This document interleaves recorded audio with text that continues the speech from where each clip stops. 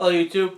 Today I want to cover the Square app and accepting credit cards for your business, or you can even do this just for personal reasons if you want to.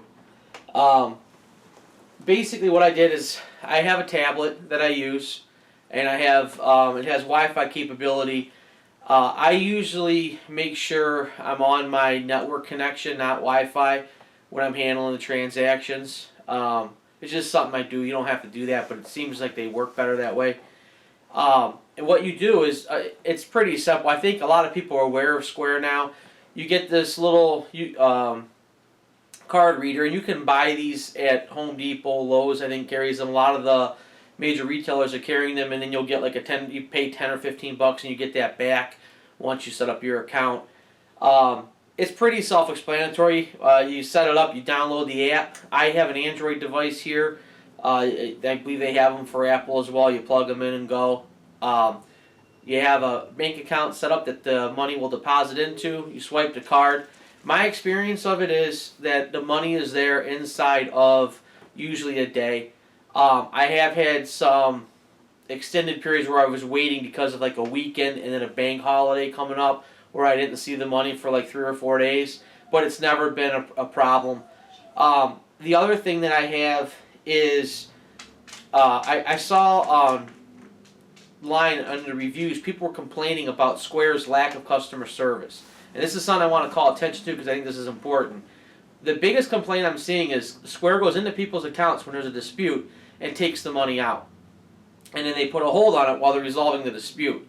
I run a business. If a customer pays me $1,000 or $2,000, and 3 weeks later suddenly decided there was a dispute with something, and I've never had this problem, but I always think it's good to be prepared.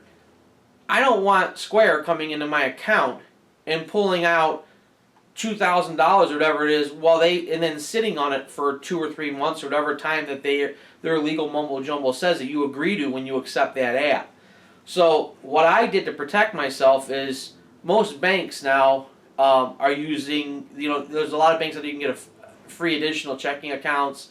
What I did is I just opened up another account, and that's purely my Square account.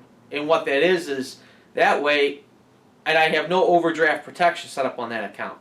So if the money comes in, it clears, I transfer it out, I take it, I do what I want to do, I put it in my other accounts and do what I got to do with it. If 3 weeks later suddenly there was a problem, they decide, well, I'm going to come in and take, $2,000 out of this account, well, they can hit it, and then we'll deal with the bank fees and everything else. But I'd much rather be dealing with trying to sort something out with, well, why are you trying to take this money, than, hey, give me my money back. So that's just something, it's the whole point behind this video. I know a lot of my friends are on, they're using this now. Guys that are snowplow drivers, guys that are contractors, they're realizing it. It's an advantage to be able to accept a credit card from a customer.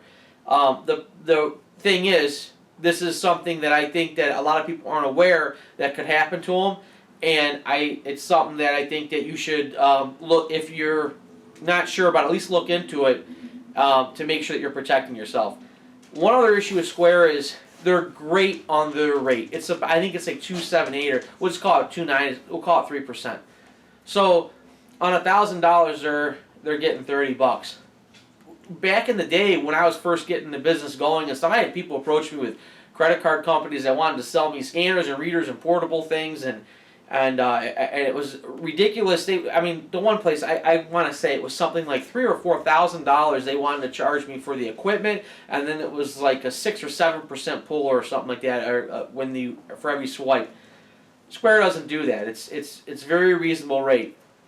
But if you're doing something, you're doing transactions, and there are larger transactions, it's hard to go somewhere, work your butt off, have materials involved and everything else, and then lose 30, 40, 50, 60 bucks just because a customer pulls out a credit card.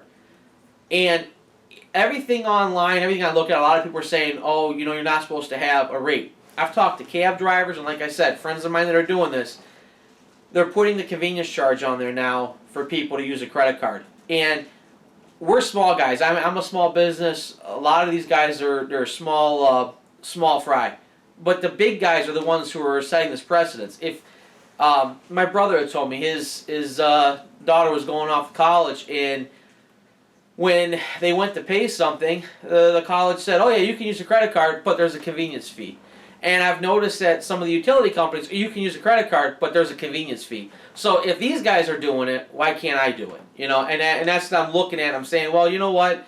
If people want to use the credit card, I'll take the credit card, but I think I'm going to start charging, that fee also. And that's just something else I wanted to pass along. I think more and more people are going that way. So these are things to look at if you're not using Square and you're thinking of getting on Square. You probably should kind of think this stuff through ahead of time, so you kind of have a game plan when you set it up and start using it in your business. So hope that helps. And also, as far as like a recommendation or referral goes to them, I've been using Square now for over a year. I've never had to call their customer service, but I've never had a problem. And the money is typically there 24 hours later. If I take a credit card swipe on Wednesday, Thursday my money is usually available in my account. So that's a good thing. The other thing also, make sure you are aware a keyed in credit card transaction charges a higher rate than a swiped credit card transaction. So if this is something you're going to do and you're thinking of doing this and people are going to be calling you and giving you numbers and you're going to key them in, they're going to charge you a higher rate for that. And I want to say it's almost double. I think it's like 5.8 or something. It's up there. And the reason why is because that's where the higher fraud comes in, is when people are keying in the numbers as opposed to having the card in hand and swiping it. So, a couple pointers there. I hope this helps some of you, and have a good day. Thanks for watching.